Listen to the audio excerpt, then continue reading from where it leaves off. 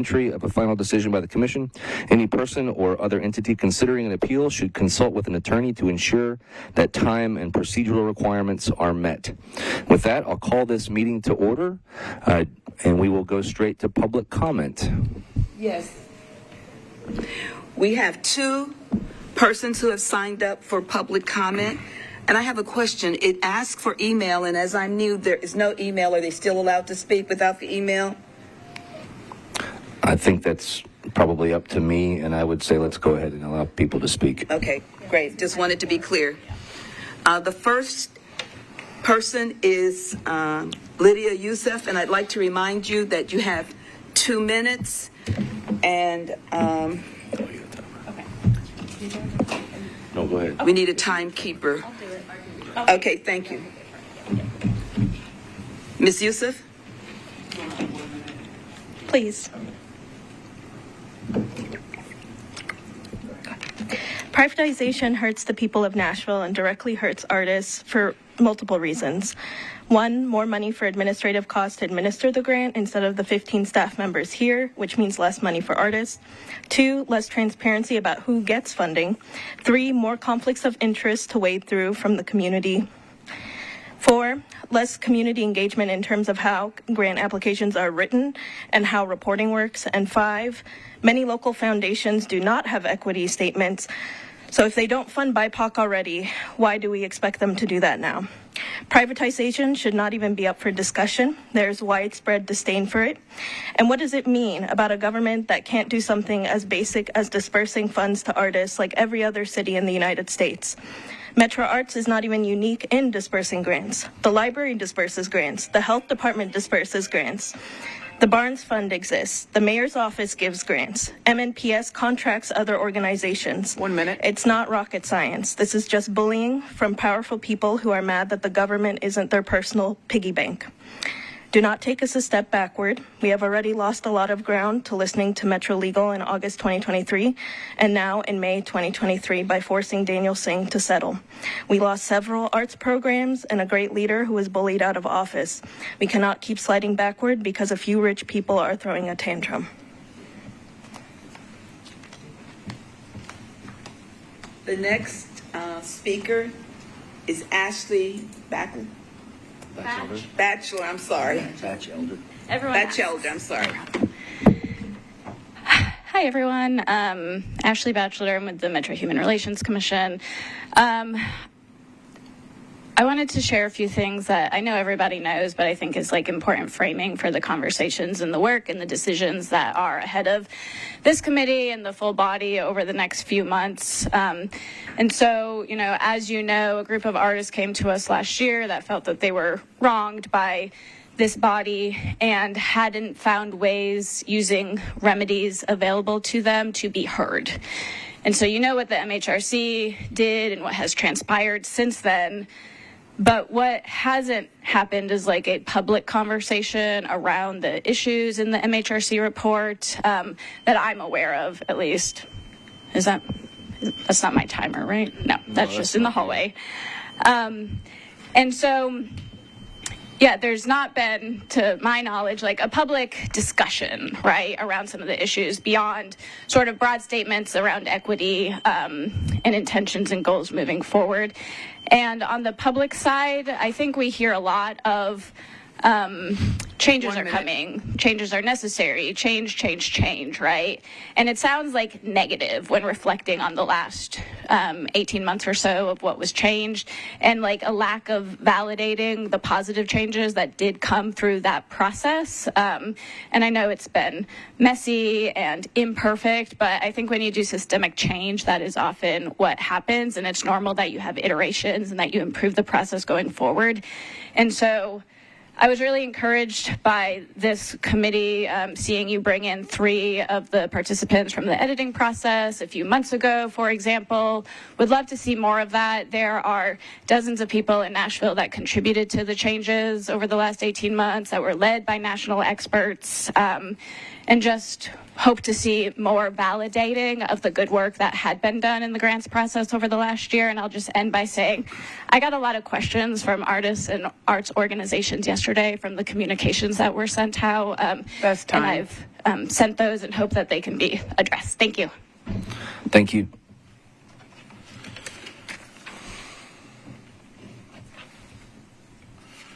All right. There are not minutes here to approve. We don't have minutes from the last meeting to approve, and so we are going to defer the approval of the minutes for this meeting to the next. And I'll follow up with Vivian after this meeting about the set from last year that we're still looking forward to approve as well. I know things have been pretty jumbled lately, but we need to be getting that right. This feels far away. All right. Let's move to updates for the FY24 second payment.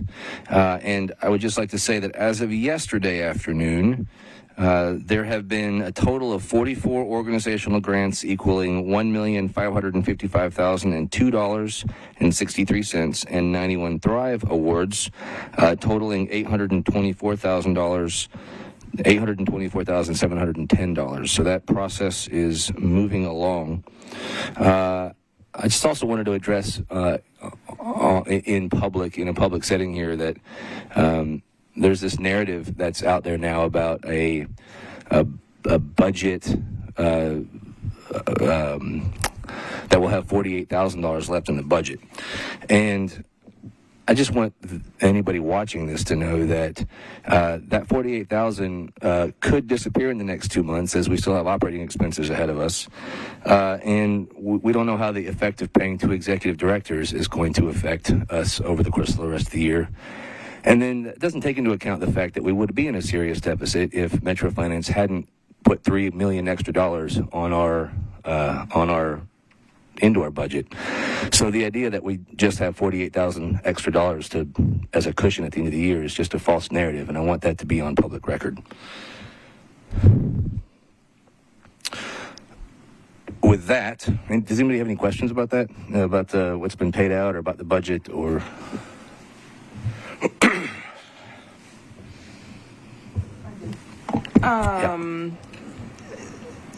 Pardon my memory lapse. 44 operating grants and the $825K given in Thrive Awards.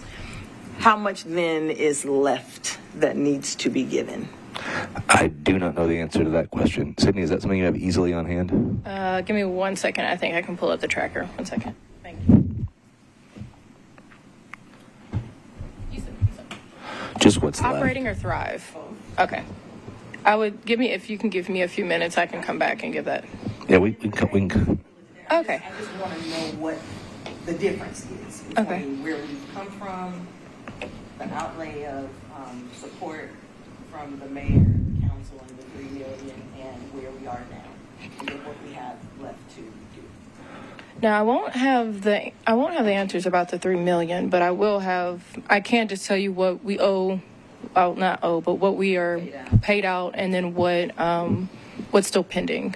Okay, that helps, just based upon what Chair Jester just said about we have those funds because of the $3 million. Yeah. I'm just wondering, now that we have the money. That would be a Chris question about the additional funds that were brought in from finance. I can give you. That's what I'm asking. Yeah, 100%. I can get that to you. And if you're okay with that, you can send that in an email after the meeting, so you don't have to go look for it right now. If you're okay with that, okay. Because I will say it's updating by the hour. I mean, we have individuals that are updating because some of the Thrive recipients, we're just having a hard time connecting with them and making sure that we either have like the right addresses and email addresses, and then we're going out of our way to like to find them. Like we want to make sure that we're connecting with them. And so, I mean, even with Thrive, I mean, that's changing by the hour. So what I send at the end of the day could be different by tomorrow. Yeah. So, I mean, there's lots of movement, and same thing with operating, just because they have a little bit more volleying. They have to go grant spending plan and then confirm the grant spending plan. And then we're able to send out the contract. Contract then gets signed, gets sent back to us, and then it gets put into the queue to pay out. So. Thank you. Any other questions around the payment updates? I feel like I'm leaning over really far for this. All right. So let's move on to old and new business. And I have prepared some remarks that I'm going to read here for anybody who watches this in public and for everybody who's here. And I just want to sort of frame the conversation that we're going to have here. To say that there's been a great deal of controversy surrounding Metro Arts over the last many years would be a severe understatement. Having been part of this complex situation since January, I'm grateful we're beginning to find ourselves on a path forward. As the newly minted chair of the Grants and Funding Committee, I'm excited to be able to get underway with the conversations necessary to make best decisions and ultimately effectuate movement in our ability to healthfully execute grants. The position we found ourselves in recently is untenable, and I think we all agree appropriate steps need to be taken to never find ourselves in this situation again. To that end, we need to make some tough decisions. The December 2022 adoption of a formula that required a specific amount of funding to execute effectively is partially what caused the Commission to have to vote again in July. The most recent funding vote in August 2023 being the vote that steered the Arts Commission into the current tall weeds out of which we're valiantly fighting to exit. The past is just that, though, the past. We can't spend too much time lingering. What is clear is that we need to once again begin moving forward, and we need to move forward taking into account the hard lessons we learned. Right now, Metro Arts is budgeted for roughly $1.7 million of operating and $3.2 million of grants budget, and we're in the middle of another tumultuous grant cycle where a tremendous number of grant applications have been submitted for an amount of money well beyond what we're budgeted, based on guidelines and rubrics that are at best confusing and overly subjective. In all things, we have to keep in mind that there will never be a time when everyone is pleased. There will be those who are not happy with the changes we will be discussing. That said, we know and recognize the difficult and good equity work that brought Metro Arts to its historic December 2022 vote needs to be kept front and center. But imperative to Metro Arts' future success will be the creation of an equally equitable, but also simple and accessible formula, rubric, and application rooted in clear and objective parameters that can be scored easily and quickly, and that can be scalable both up or down depending on the amount of money Metro Arts has budgeted. We've already begun discussing a short delay in the grant funding timeline. This is already happening to some degree by default, and we know in just a few weeks what our budget will actually look like. Our goal in a brief delay is also to shorten the grant cycle length so that moving forward applications will be accepted, reviewed, awarded, and paid out in a much smaller window than before. Moving forward, we have an opportunity to create a Metro Arts ecosystem that will be a win-win for everyone. We're going to talk primarily about operating grants today, and with that, I'd like to turn the floor over to Dr. Coleman to talk about some of the grant parameters that we're discussing today for operating grants. Good afternoon. My name is Paulette Coleman.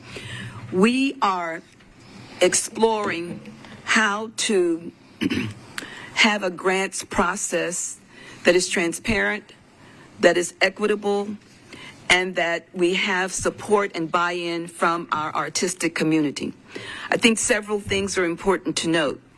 One, in a time of restricted or flat resources and an increase in the number of applicants, our staff has done an amazing job in identifying and encouraging and working with applicants to submit grants. That number has increased almost threefold. And so there's this imbalance in terms of the funds available and the request for support. The next thing I would like to say is, in a grants process, no one is ever assured that they will be awarded a grant. And when we have limited resources and many, many applicants, that's a given. The second thing is, the next thing rather, is that your request, even if supported, may not be for the full amount. So we want to have this context in the sense that perhaps people say, well, I submitted a grant and I got supported in the past, but it doesn't guarantee your support for the future. And this is important to note. We want to make sure that even in our quest for equity and our quest to be fair and just and democratic, we also must have a well-run organization and processes that are able to withstand inquiry and that will be objective. So those are just the general contextual things that I want everybody to keep in mind as we go forward. We do not want to build up on a process that was fraught or is fraught, and we know it. So we're looking at, and rebranding is not the name. That's just a term we have used, but we are really re-examining our grants process so that we can accomplish our mission of making the arts thrive throughout Metropolitan Nashville and Davidson County. I think I'll end my comments with that and move forward. Thank you, Dr. Coleman. Has everyone here read the packet that went out for us to review that Sydney's been working on? So with that, I'd like to entertain any questions that you might have, and we can direct those towards Sydney, and I'll answer them if I can. And before we get started, I was able to look at our tracker. Thrive is still sitting at 91 at $824,710 as the payout, and or what we've paid out. And then for operating, we have moved up to 49, and we are at $1,690,617.98. Yes, ma'am. That is, we're still at 91 for Thrive, and that is at a paid out amount of $824,710 even. And we have moved up with the operating grant payouts to 49 at $1,617,617.98. So, and that was just, when I gave those numbers yesterday, that was at 4 o'clock in the afternoon yesterday. And so, as you can tell by 1:48 the next day, there's some movement. So I might have missed this, and you might have said it. Do we have a total amount that we can subtract those numbers from so we know what's left over? for operating grants, $2,347,924.31. That's the total? Yeah, that is the total. And I will say this is just the tracker that we have been working with. Of course, there's always outliers and open to, subject to change. But right now, this is the number that we're working from as our total amount. Can you say it one more time? I'm sorry. Absolutely. And this is for operating grants. It's $2,347,924.31. Okay. And then for Thrive, we are working from a total of $1,656,210 even. And we've paid out $824,710. Grab my handy calculator here if nobody else has. One more question. So we're up to 49 in operating grants that have been paid out. How many were there to be paid out? So that same total for operating and Thrive. It was.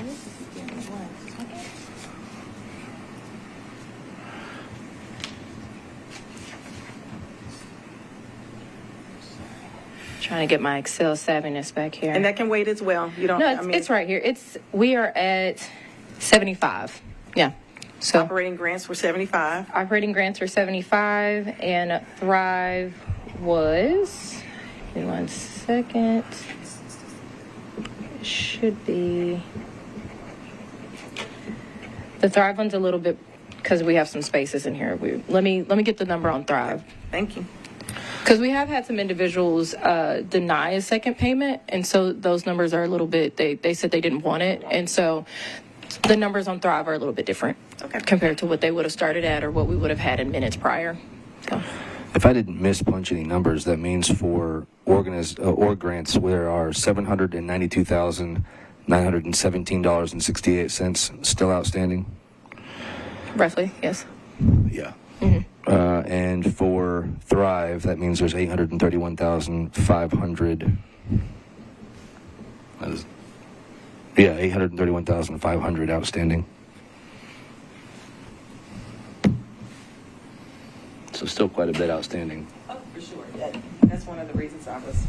That's one of the reasons I was asking and wanting to get an idea. I make an assumption that our intention is to have those paid by the end of the fiscal year, June 30. Yes, I would say that. Just trying to remember which conversations. The idea is to have them all paid out as quickly as possible, and then there's. Yeah, there's not a specific date. We've had some conversations around when the money needs to be spent by, but there's still some confusion around that as well. So we're working on getting that unconfused. Thank you. Yeah. Tessa? And Commissioner Wade, if Legal and Finance could follow up with you after the meeting regarding the Thrive numbers, because I'm taking a quick look at our tracker, and the outstanding balance isn't really making sense compared to what I know is paid out. So I'd like to follow up with you and get you a more concrete number. Thanks.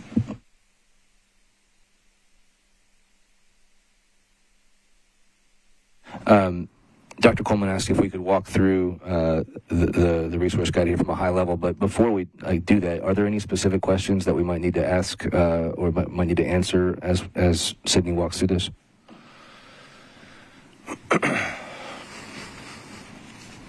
All right, Sydney, the floor is yours. Hello, everyone.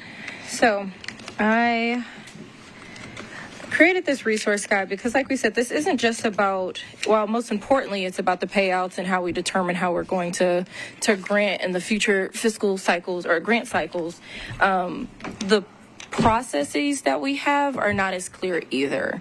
One of the biggest things that I heard from a few of the commissioners that I've had one-on-one conversations with is that they want to have more insight, more preliminary conversations within the grant cycle. And so I felt as though if we walk through this together, you know, if there's just something you don't understand or maybe you don't remember or want to leave a comment on, so that when we do start the phasing of just trying to just make this look like, you know, just be a better process overall, that we have insight from the beginning, that no one can claim that they didn't understand the application or they didn't understand what was being asked of the individuals that were applying or how it was going to start and end.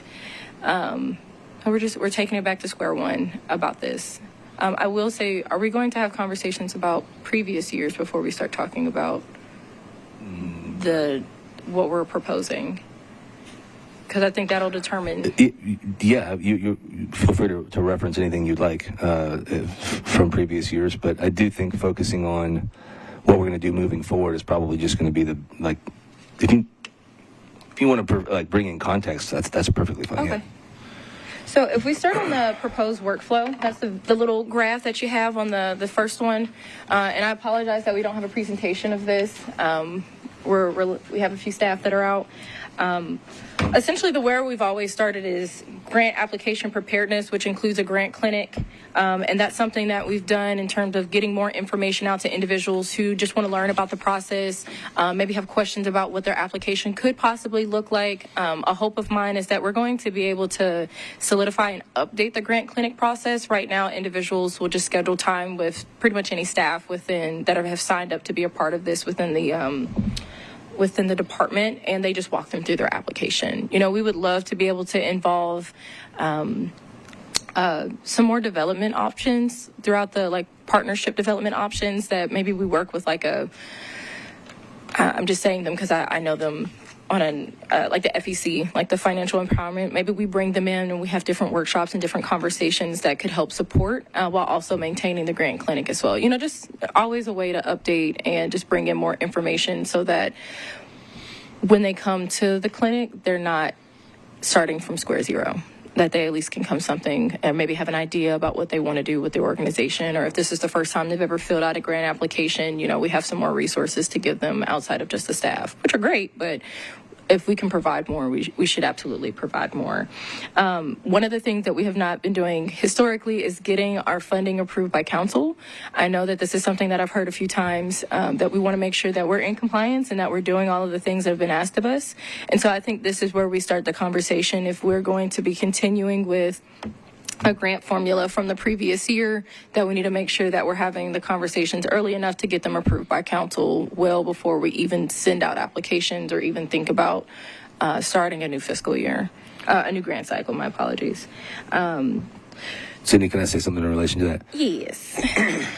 So I know there's legislation in front of the commission, the council right now about potentially adding a council member to the commission, as well as requiring the passage of an ordinance to approve our funding methods annually. And I just want to state on the record as the chairman of this committee that we are I don't know why for the last 20 some odd years this committee or the commission hasn't gone to the Metro Council, and I don't know why Metro Council hasn't held our commission or this committee to the law that exists. But there is a law that exists now that says that we're supposed to go get approval from the commission or the council for this. And so, as the chair of this committee, I'm here to say that we have every intention of doing that from now on, just complying with the law that already exists. And we can deal with whether or not a more stringent law ends up passing through Metro Council, but we are here to comply with the law that already exists. So. Okay. And so moving on from that is, hope we'll have approval from council to move forward. Next, this is where I was taking some feedback that I had heard from some of the committee and commission meetings where commissioners said that they wanted to be more involved and who should be more involved in the grants funding committee, where they would also confirm the criteria and the application. Now, it's not stated here within this diagram. It is stated further throughout the booklet itself that I'm hoping that anytime the grants funding committee needs to make a decision or needs to make considerations to a change in criteria, that we are constantly referencing and working directly with the CARE committee. I know that they're in the process of getting back on their own 2 feet again and making sure that they're meeting. But if our goal is to make sure that equity is just in all of the decision making that we need, I think there should be some more collaboration between committee about approving any criteria before we even send it up to the larger commission. And I'll be honest, I'm not sure what exactly that looks like and how we're going to do that partnership, because I know that they are, again, working on their own internal committee conversations, but I definitely think it needs to be stated that whatever programs that we do, that the programs themselves should not be what we're considering equity, but that we're constantly making the effort to look at certain biases and look at certain decision making so that it in terms creates an equitable decision. Hopefully that makes sense. And then this would be the phase where panelist applications open up. This is an industry standard where we use a grant panel to score applications. And so we still have to bring them in. So we have to create an application. If not, just update the one that we had previously, which is fine with me. I mean, I'll bring that application. I didn't print it today, but I can bring that if anyone would like to see what was used in previous grant cycles.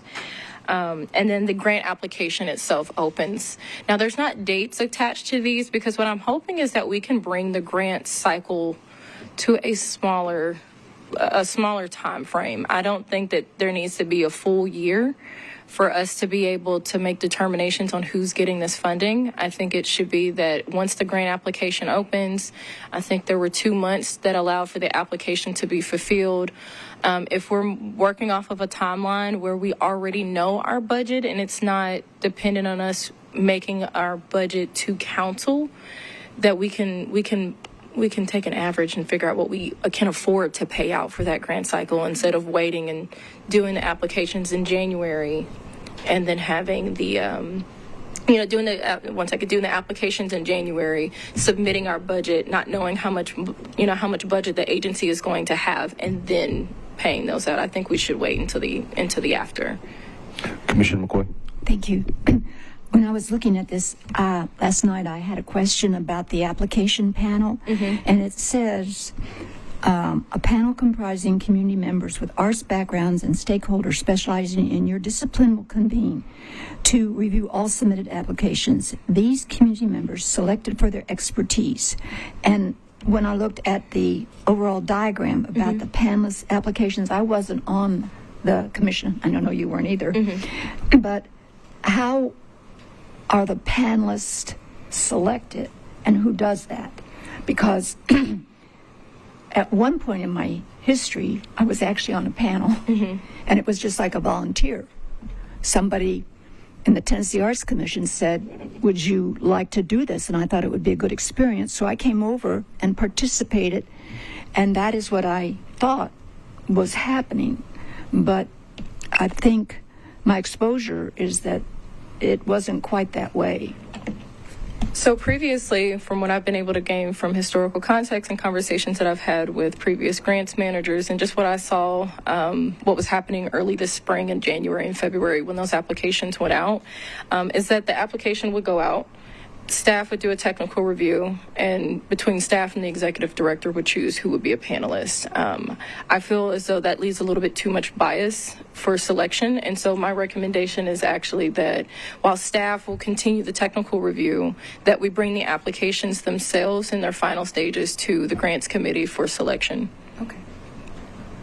I would like to, the goal is to bring this committee into more of the decisions that we're making as, so that there's more oversight. I do not believe that I should be the only person, or that my position should be the only person making determinations about who sits on the grants panel. And that the criteria would then also be a conversation that happens on this committee in conjunction with the CARE committee as well. Okay, I didn't know how that would work, and I appreciate that. As I read through this, I thought it was really good. Thank you. But I also was thinking about time crunches and how long does it take for everything to happen. So I want to be sensitive to the process, but move it forward as expeditiously, because we've got people out there wanting to know if they're going to get a grant or not. And I think your suggestion about not being the sole person making the selection is wise, but I don't know how well when you make decisions by committee, it always is slower than not. And I don't know the answer to that. Well, I think if it's written into the procedure, and I mean, this first year is going to have some hiccups because we're trying to create and do it at the same time. Whereas I think if we get a schedule worked out and these determinations are already made by a previous committee or a new committee or the committee that we have right now, we'll know that next cycle this is just something that we need to prepare for when we're scheduling meetings. Okay. I mean, we've had a lot of specialty called meetings. If we need to have a few more for us to figure this out before the new grant cycle opens up, I think we're all willing to make that sacrifice if it means that sacrifice a little bit more time on the front end to make sure that we have a process that everybody understands and agree with. Thank you. Yeah. I also have a question around timing, and this may already be on the task list, but if we're talking about decreasing the amount of time for the grants process, how many people will we need to be trained, et cetera, to actually review the volume of grants that will come in, operating and Thrive, or whatever it's called? And so I just want to put that out there because I think that is something that we really need to take into context, because I have also sat on a review panel and things of that nature, and it is voluntary work. And so while we certainly will come for a specially called meeting, I don't know how many people have a large amount of time to give to that process. And so just keeping that top of mind as we think about what the process and the timing is, we do need to make sure that we're giving good quality time, because she's right, community does take a lot longer, but it is necessary. So just raising that. Absolutely. And that's that. And so I'm going to circle back over to this just so we can get through this, and then I'll walk through the document itself. But on the next page, it actually does show like what a panelist responsibility would look like, the review applications, and then the discussion meetings that would happen. And then once we get there, I can explain and answer some of your questions. So what I'll do is I'll briefly go back through the graph just so we can get the whole overlook. And then once we get in there, I'll answer specifics. So next, the panelist applicant selections will be made and confirmed by the committee. And again, remember, this is all a proposed workflow. All of this is subject to change. If there's something in here that we don't like, we can obviously have a conversation about it.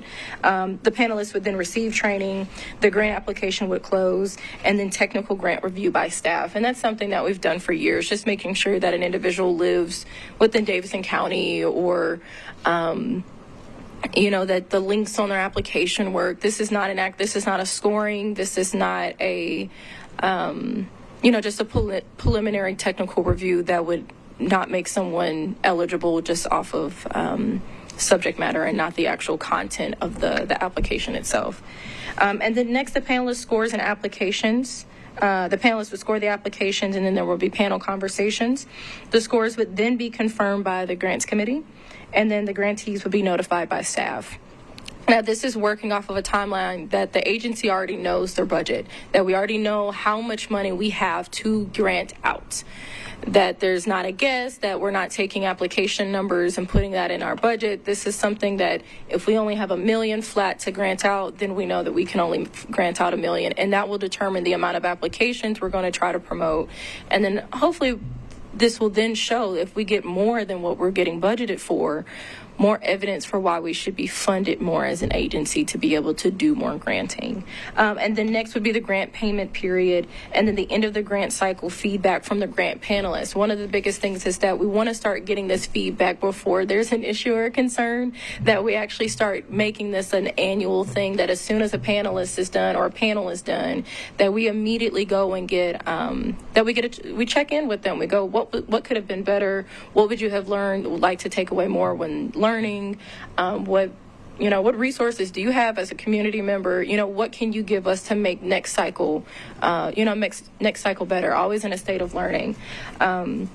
And then obviously we will be going into the next one. And if you see up at the top, it kind of branches out because we're always preparing for the next year. At the end of the cycle for the applicants who were awarded, we will be getting a grant closeout from previous year and reporting. And then reporting feedback at the end, once we receive the grantees reporting, would be feedback from the staff about how can we better prepare for the grant application preparedness, and then the cycle would continue. And I know we had a question of reporting, and I want to say it very clearly.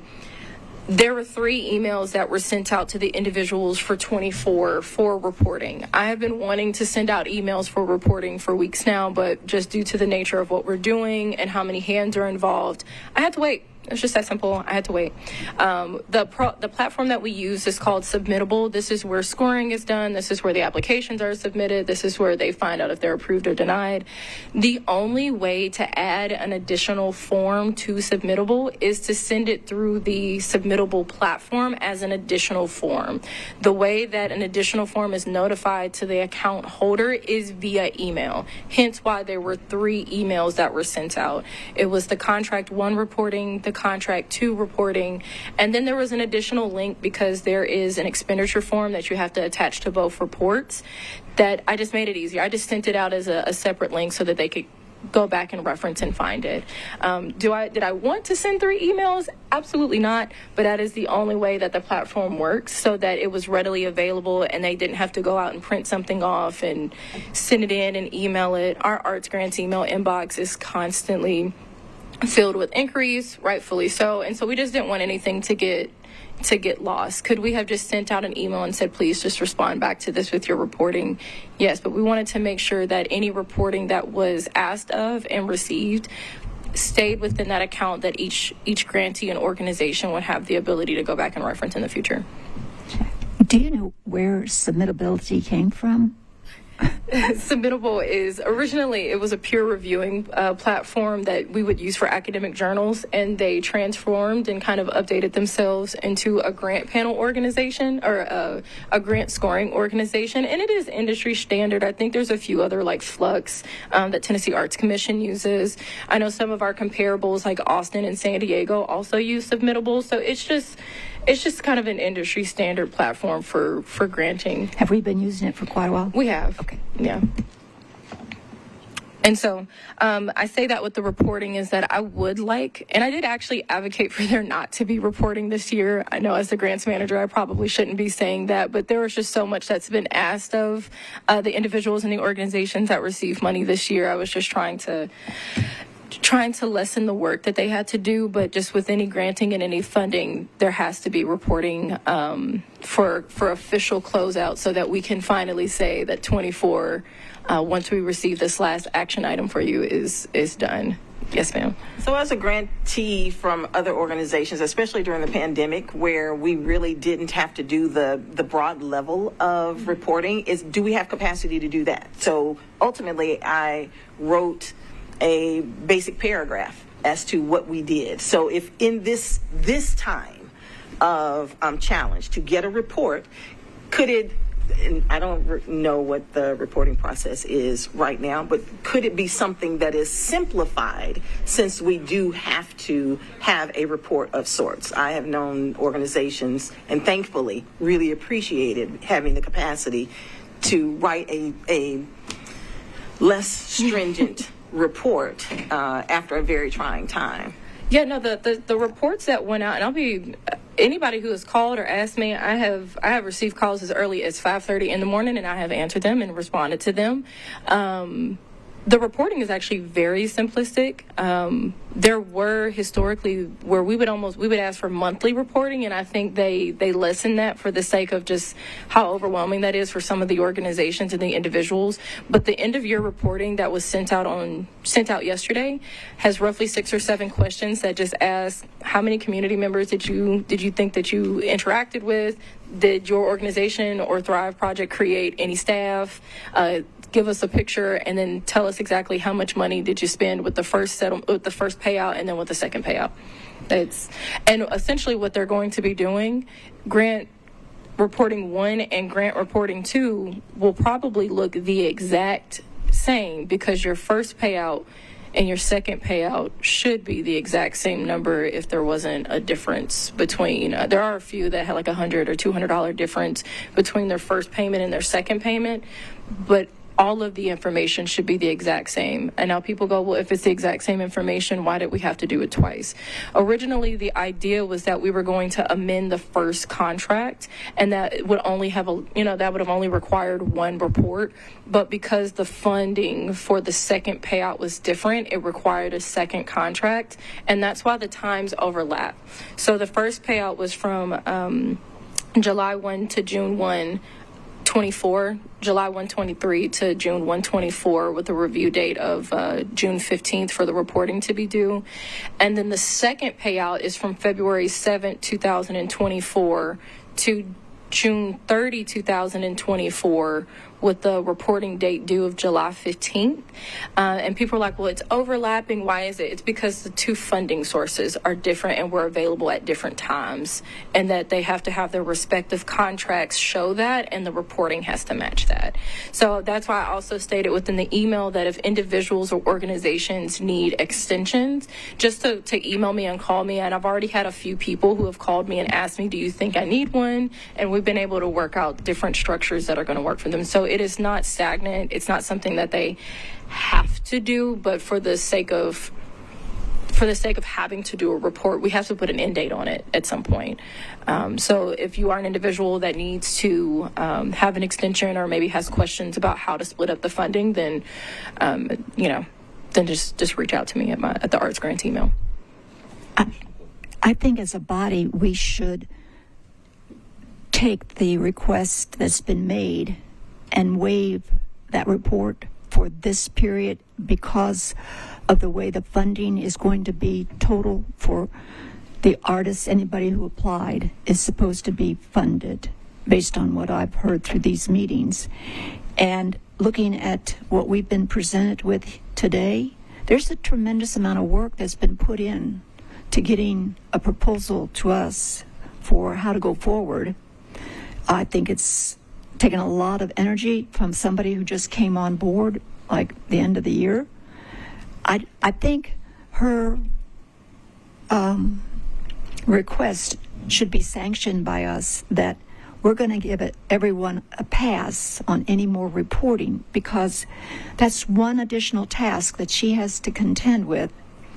And as I listened to what she was saying, it's not going to be that conducive to the rest of the grant process as we go forward.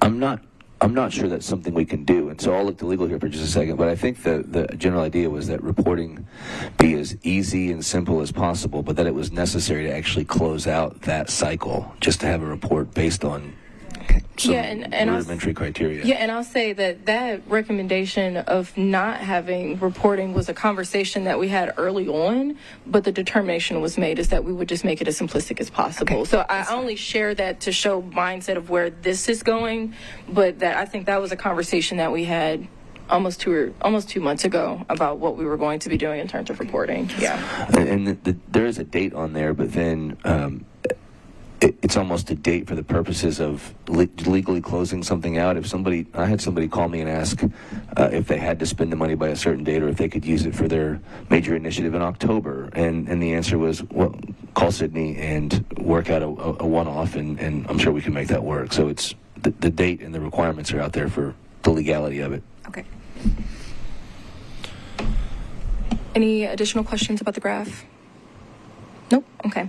So we'll move on to the next one because I don't want to take up too much time because there is a lot of information in here. The servings tools page these are just some of the different things that as a committee and as an agency that we have to serve grants, which is our grants clinic, our application panel, our grant panels, and have some ideas of the criteria of what a good grant panelist would look like. And it's just diversity and ethnicity, race, age, gender, and ability, has a clear understanding of the Nashville art community and its needs, previous and current arts administrators and or practicing artists, expertise in specific artistic disciplines, knowledge in equity matters, experience in community-based artistic practices, understanding of nonprofit organizations.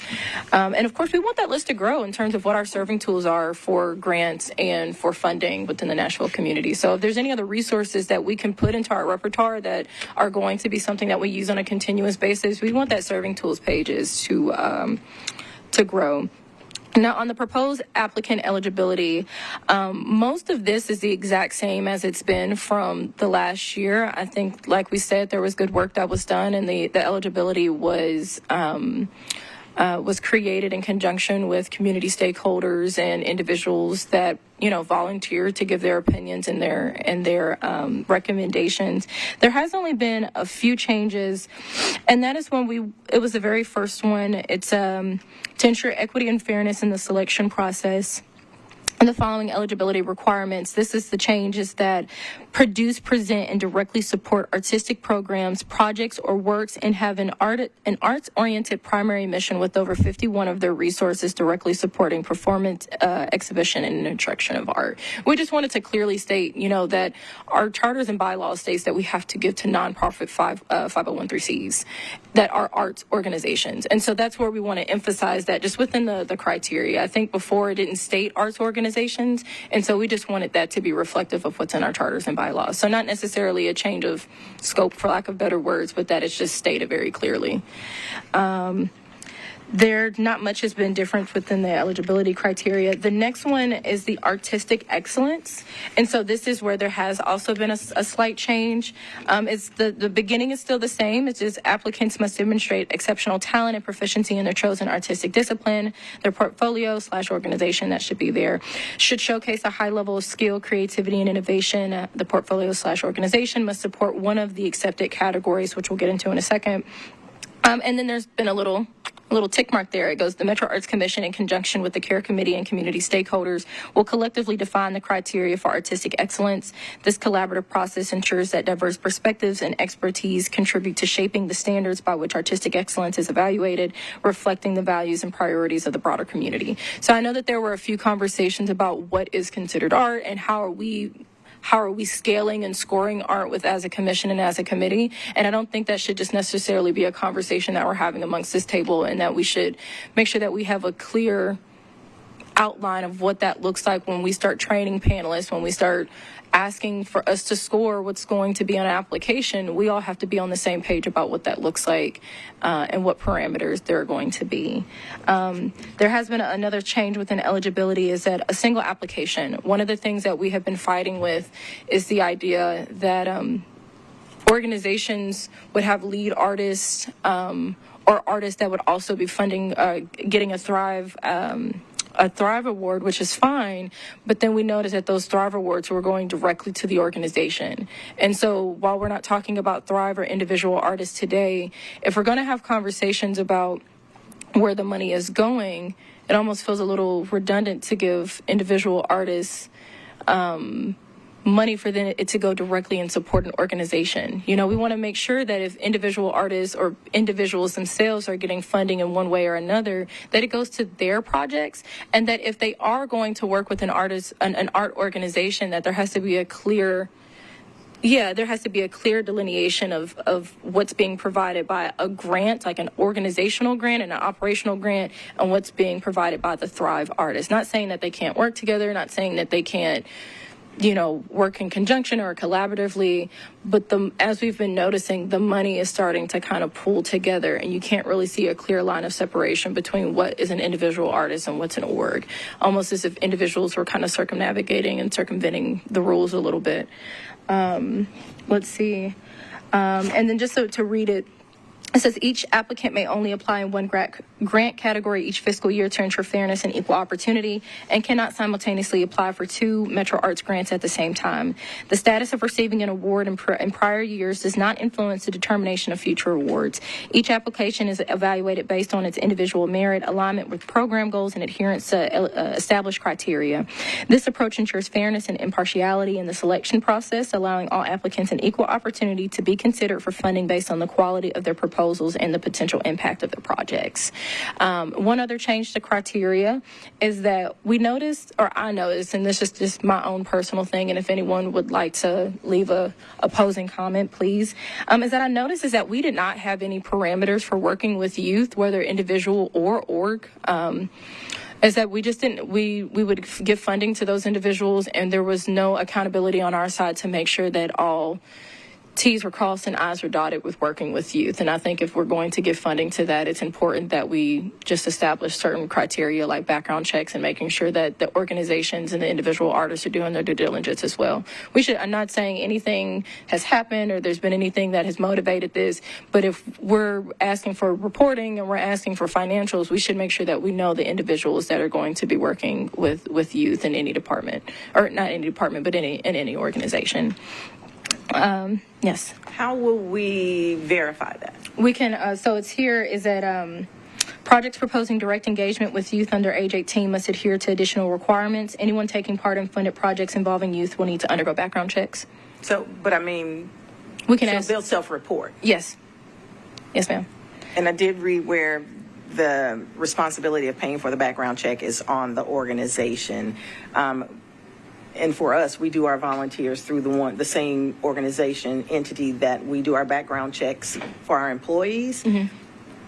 For an organization that doesn't necessarily work with young people, are we asking them to do that? I'm just thinking about some small organizations just in our specifically community. For those How that, and where will they know where to get background checks? Like we have a contract with an organization that does that for us, and I'm sure we can and this is just this is a part of the proposal. And when I joined my sorority, I had to do a background check, and they sent me a link to an organization that they use, and they said, "Here, pay for this." And that's what I'm getting. Yeah, so we will give them those resources where they then have, if they haven't already, from the few individuals that I spoke to about this, they said, "Oh, that's not going to be a problem for us because we already require it." Okay, so most of the time, we're just asking for information that they already have access to, and they can verify, and that they can verify when we do a site visit. Absolutely.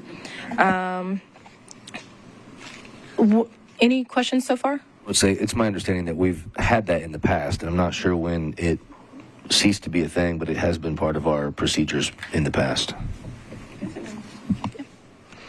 Let's see. So we have partner organization involvement, and this is kind of what I was saying in terms of the individual application, is that if an individual artist or artist team intends to work with a partner organization, a signed letter of support from that organization is required upon submission of the grant application. This letter should affirm the organization's agreement with the project plans and outline how project staff will collaborate with the organization. Pretty much, if you are more than welcome to work with an arts org, but we need to know a clear line of where Metro Arts grant money and where Metro Arts individual funding, if we have, like what that looks like, and to make sure that we're not just, that an organization is not just double dipping, for lack of better words. We want to make sure that there's a clear line of duties and what is expected. And then also we have that this may also include a letter of support from your local council member. One of the things that we haven't had as much of as a committee is data to show growth in art deserts, and there's places that are still not getting funded. There are council districts that have not sent in any applications, or maybe they haven't sent in any applications in a few years. So if there is an artist who is coming from one of those organizations and one of their goals is to support art in an area where there's not any or there's not a lot of, that we ask, go reach out to your council member so that they can also be a part of the conversation as well. We want to make sure that we have these trackable metrics. It's not necessarily a requirement, but if it's not necessarily attached to an organization and you know that you want to get more support more locally, then, it could also be a letter of support from your council person. All right, and then I guess we'll go on. The monitoring, this has not changed as much. I think the only thing is that we are required to do 10%, and then this is 10% monitoring of all grants that are funded out and any funding that Metro Arts sends out, whether it's for individual artists or for arts organizations. And the conversation, Dr. Coleman, that we had was that we want to do more. We don't want to just do the required 10%. We would like to monitor more.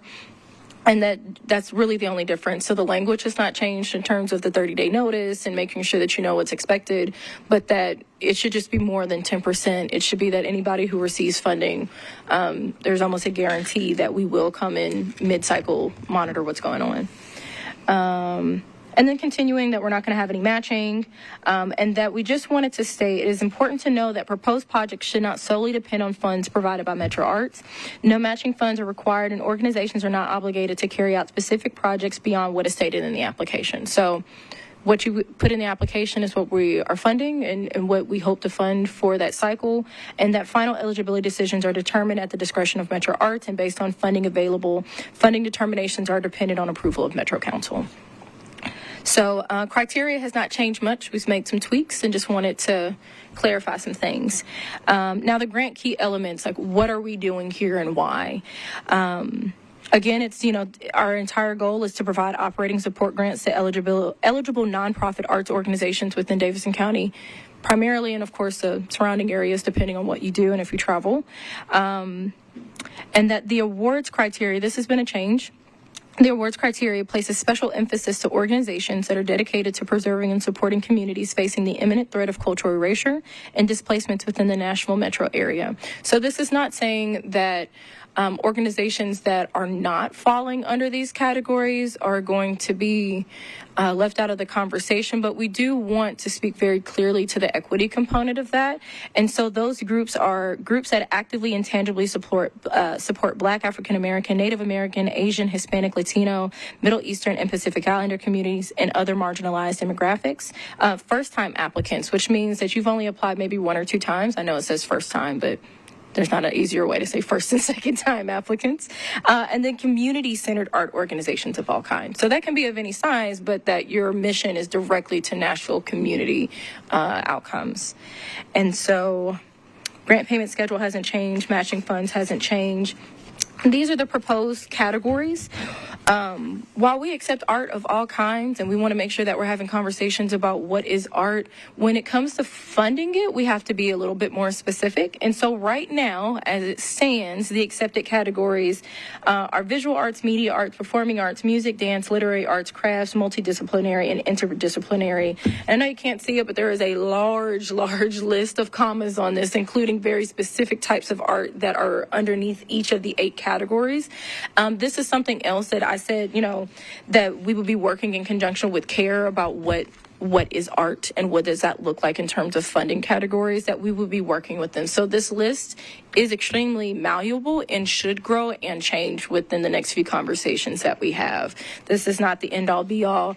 Every single one of these sentences starts with including but not limited to, because we know that there are a multitude of different categories out there. We just have to keep it kind of simple for tracking and data metrics, just to make sure that we have, yes. Okay, we want to continue because I think it's useful to reinforce what we've already read, but we need to get through it. And so we can minimize the commentary. It's been very helpful and beneficial, and I think we're going to make it. Absolutely, yeah. We are right at the end. So proposed application evaluation has pretty much stayed the same, and just reiterates that Metro funding should not be the sole source of support or funding for any projects. It's crucial for projects to diversify their funding sources to ensure sustainability and resilience, seeking additional support from a multitude of other channels. And this is just because of the limited budget that we get as that we receive from the council. And so what we have here is proposed grant application categories, so that the application would change just slightly, and those would be first-time applicants for first-time applicants, accessibility, the art, the organization, financial health assessments, community impact, and equity, totaling 100 points possible, meaning that each application, the funding model for operating support grants would include a departure from traditional formula percentage-based allocation system and move to a ranking of final scores as determined by panel reviews. Applying organizations would be scored with an assessment score of 0 to 100, and the final score would determine the amount in which an organization is awarded, meaning that we're not having to remember certain percentages based off of your annual revenue, and that we shouldn't be asking people to do mental math like that on a whim when you're doing your application, that there's a clear understanding that depending on my score and depending on what is available to Metro Arts budget, that we will then know our score and what our funding will be.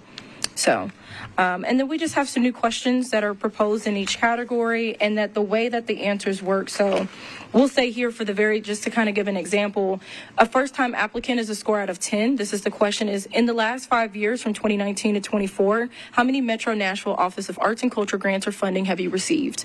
So to get 10 points, the answer would be 0 to 1 grants in the last 5 years. 5 points would be 2 to 3 grants in the last 5 years, and then 1 point for 4+ grants in the last 5 years. So we have the questions scored in a way that if you are a panelist and when you do receive that training, there's a lot less chance for bias here, because the answers are very, very specific about what something can be scored based on what the applicant puts in their application.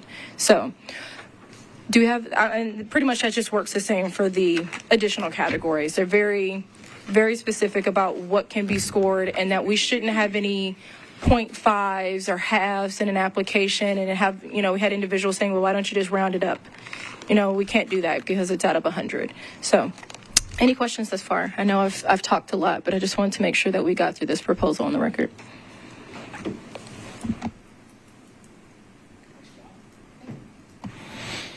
I would just like to say that a considerable amount work has gone into this from Sydney over time, and that we want to ensure that the process beyond this point has opportunity for various input. As was stated, the more expansive the input, the process can get slowed down, but we want to guide that process in a way that we hear a variety of voices and I'll end with that. I did want to say this on the record as well. With this new proposed grant application and its categories, I've had direct conversations with the Office of DE&I as well as a few of the CARE committee members, and it just shows that these allocations would be determined by a rigorous evaluation process wherein applications are assessed for merit and ranked by an impartial panel of peers. The trainings themselves, staff would be leading the technical training, like how do you use Submittable, how do you sign up, what are the technical parts of scoring, whereas we would have the CARE committee as well as Andrea Blackman's office, the Chief Diversity, Equity, and Inclusion Officer, and an assigned equity facilitator, meaning that we would have someone as a third party come in and talk about certain biases and anti-racist education that would be happening for the panelists in any capacity. To make sure that this approach streamlines the allocation process, eliminating complex percentage calculations, and furthermore, it would allow scalability, meaning that to do it off of a scale of 100, if we make the decision that we're only going to fund the top 60 applicants, right? I don't know. Last year, this is based off of 101 operating grants that we received. We have a budget for 60 of those, and we decide that next year, once we get more funding, we have the budget for 70 because we got 200 applications. You're not making this up. That this allows for one formula change instead of 7, instead of multiple ones that are based off of the percentage of annual revenue. So it makes the math a little bit easier, and it's a lot more condensed, especially for new individuals who've maybe never filled out a grant before. Yeah. So thank you. And if there's any more questions, just let me know. Commissioner McCoy, did I see you? I thought I saw you raise your hand, but no. Okay. Do you have any questions from any of the commissioners, or? Why are you looking at me? I was looking at everybody, I think. So I think over the course of the the next month until our next meeting, and I do think we're supposed to have an off month, but I do believe because of timeliness we should have a meeting in the next month. We're going to vet this as thoroughly as possible, and so while there's no vote to be had today, I think that next month our goal would be to be able to have a vote to recommend to the commission that we move forward with these well vetted parameters for operation grants. On the Tim, what's the process for vetting for what's going to happen over the next month? And obviously we can't get together, deliberate or anything, so how does that work? Well, I think that getting community input, and so making sure that key players in the community have access and have looked over it, and making sure that the staff, the right people on the Metro Arts staff have looked over it. Dr. Coleman has had some time to get settled in and also wrap her mind around this. And there's just, I think, several elements to that. But I'm not sure there's a specific process for that, but just, yeah. So as it's updated, it'll be circulated among the committee members? Yes. Got it. I do have a question, and that is, this is for the arts organizations, but Thrive is still in the works, right? Yes, and that was done purposefully. There are so many elements to funding individual artists and making sure that we're maintaining compliance and also maintaining historical decision making, and trying to find a mixture of the two, trying to find something that looks recognizable and familiar from last year while maintaining what rules that we have in place currently. Not saying that those rules can't change, but we did not want to, this is a lot of information, and so we didn't want to add a multitude of a lot more information when it comes to. Are you going to give us a guide for the Thrive at another meeting? At another meeting, yes. We want to make sure, because right now we're still, we technically have applications that are pending right now, but it's determinant on what the grant process looks like for fiscal year 25 or 24-25. And so if we're going to make a different decision about what the grant process will look like, if let's say we start in late summer, then we have to make a decision to the previous applications that are currently sitting and submittable now, and then move forward with a new process. The other reason that we're being very distinct between operations and Thrive is we had blurred, and we were treating them both as grants, and they are not. And I think you had a session on some of the challenges with that. The operating allocations are grants, and the Thrive allocations are awards because they have a different process in terms of funding from Metro government. Is there some idea about when you'll be ready to present that to us? I think once we get through an understanding of how we want 25 to look in terms of the grants first, then we also know what options we can make about individual artist funding. That's when you'll see something more tangible. Okay, thanks. I would also add to that to some degree, I think the conciliation process with MHRC is going to play into that because as the Grants and Funding Committee and then as the Commission, we're bound. We are supposed to be bound to operate within our guideline, within our bylaws, within Metro Code, within Tennessee Code Annotated, and ultimately the Tennessee State Constitution, and we haven't been doing that. So I know there's been a lot of pushback around verbiage and using words like non-compliant or illegal, and the power that has allowed us to do that in the past is, I believe the MHRC complaint should continue pushing into the reasons why that's been allowed. But as a committee and as a commission, we're not allowed to do that. We're not legally allowed to do that, and so until we're able to come to a little bit more resolution around either changing the process or finding out if we can continue using the power that allowed this to be done for the last 10 years to continue allowing it to happen, then we're kind of stuck. And so I think as a committee and as a commission, we are dedicated to making sure that we can continue funding individual artists, but we're at a little bit of an impasse there. So I'm hoping the conciliation process will also offer some light on what we can do with that moving forward. The other thing I would say about that is it's like anything else. maybe things have happened for a period of time, but once the light of clarity is shown upon it, not adhering to the rules and regulations is more detrimental. After you know better, you're expected to do better, and we're trying very hard to do better. And I have to say, I agree with that, knowing better, doing better, and I want to be sure that when we recognize that we might need to make a change relative to how we codify being able to do that, that we as this grants committee and as the Arts Commission, if we are going to live up to what it is that we say we are going to do, then we need to take the time, the effort, the energy, the angst, and all of the things to begin to do that process. And so I see heads nodding, but I just want to make sure that, yes, we do know better, we are going to do better, and we will also work really hard to make it so that we can fund artists as well.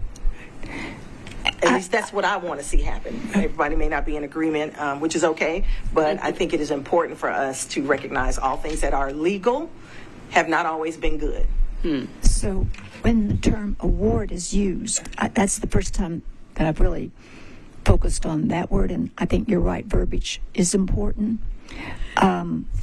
So if we make awards to individual artists, and I heard that we don't want organizations to double dip, but if they have a partnership, if an award is going to be given to an individual artist, I'm not sure how you're going to structure that, but if the award is going to be overseen by 501c3, that they would be sponsoring the individual artist or overseeing that individual artist's award. I think the accountability feature comes in, and the autonomy for the individual artist also remains. But I'm going to wait to see what you have in. Yeah, it's a great comment, and I think it'll all be things that we take into consideration when we're moving forward. But I think what Commissioner Drescher said was that, we want to make sure that the conciliation process is coming closer to an end, and that all parties are happy and agreeable before we make any comments. Because I think we've had conversations about changing the process, about completely undoing it, and what's the bandwidth. Just to state very clearly, I'm the only person within the grants department for Metro Arts. And so it still has to, until we get blessed with more staff people, or we get blessed with more budget, it still has to be accessible and reasonable for reasonably one person to maintain. And so once we have that reconciliation figured out, we'll be able to determine what's reasonable in terms of a recommendation. Yeah, so. I would say, too, that we also realize that time is of the essence for Thrive grants as well. It's not as if time is of the essence just for operations grants. It just happens to be the area where there's the most spotlight and talk and involvement in a whole bunch of different aspects right now. So, and then we haven't really discussed this, but the origins of Thrive were a program where it was more of a rolling program. It wasn't a cycle, and so even if we need to discuss moving back into more of a rolling cycle for Thrive, so we can have more consistent funding throughout the year through Thrive. That's something we could talk about as well. So yeah, and I think that's more of a proponent of what it would be serving. Individuals don't want to really necessarily plan their projects a year in advance, because that's not really the nature of an artistic project. Of course, there's planning, but we should be able to fund them on a continuous basis and not attach it to a cycle that doesn't necessarily serve them, because they're not an organization. We want to make sure that we're playing into the key components of what makes an individual artist different than an art organization. And so, and just to go back to the language itself, that's why Thrive was always a call for services, because it was done through the procurement process. And while we do an application, process for the grants, because they then would be grantees. And so as they started to merge together, it kind of changed the lines about what the parameters were for both. And I think they should be treated fairly and equally in terms of funding, in terms of the amount of dedication we give to them, the amount of decision making that we give to them. But they are different, and they should have clarification about what makes them different and what makes them unique to the Nashville community. So we have any other questions about anything that's been discussed today? Any commissioners? Sydney, thank you very much for all the time and effort that you put into what you prepared today, as well as to helping us understand it better. If we don't...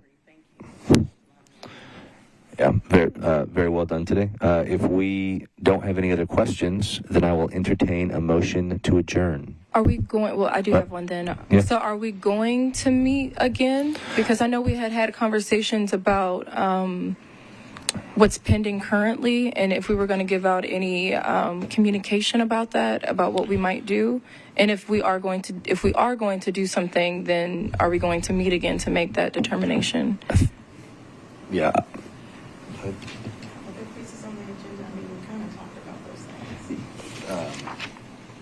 Yeah, well, so I'll just address it because it's on the agenda. We did kind of talk about the Thrive program. We're not going to specifically address anything deeper about the Thrive program today. We had it on the agenda in case we wanted to, but we thought that there was enough that we were biting off that we have plenty to chew on for the next month. I do believe that instead of taking a month off from meeting, we should meet again, and so I'll ask Ms. Fox to send out a doodle about the best time, and then we'll have an agenda for that meeting out in an appropriate amount of time for public. Yeah, because I do want to state pretty clearly, we have about 30 panelists, potential panelist applications that are pending, and about 300 applications that are pending that would, now I will say, I started December 4th. Those applications went out maybe 5 days before I got there. Even though my email was listed on those applications, I did not have that email yet. So I did not know about the grant cycle, about what was happening, what communications were being shared. They closed after I was here on the 29th of January of 24, and they subsequently, been in this state of pause. And so I would like to give some communications to those individuals, even if we're voiding them and we're going to make a different determination later, or we're going to try to figure out if there's some type of restructuring that we can do to the application that you sent so that it works within if we decide to do a new grant. We need to tell them something. They've essentially been sitting since the end of January, and between all of the conversations we've had, we haven't really spoken to them directly. And so I do think it's within our responsibility to make a determination about what's happening with the 300 applications that are sitting currently. Yeah, I agree. I think between now, in the very near future, communication going out to them would be appropriate. I'm reticent to talk about just any action in general. Well, deleting them entirely until we have maybe the course of the next month to really dive into everything that you've prepared and to get more feedback. But then I think that I would think that if we decide to move forward with this, that the erasure of the current grants and asking for new applications would be absolutely necessary. I think it would be a clean break as well. I don't know that we need to make a motion about that today, but I think communicating that's probably coming and preparing people for that would be a good idea. Yes, and I am not saying in one direction or another that is within the wheelhouse of the commission and the committee to make that decision. I'm just saying I would like to tell them something. I have not been able to give any communications to them directly, and so if there's language that myself and Dr. Coleman can work on, I would just like to make sure that that's stated very clearly here that it is coming. I think we can talk about this later, but I think at the minimum we should say your grant has been received. However, we're re-examining the process of words similar to that, and we will be communicating with you how to move forward. Okay. We can talk about that further. It's going to be this year is going to be a bit painful, but the goal is to build a foundation that will allow every year moving forward to be far less painful than what we've experienced over the last 12 months. So sounds good to me. All right, well, that's it for me. Any other comments or questions? At this point, then, I would entertain a motion to adjourn. All in favor? Aye. Thank you.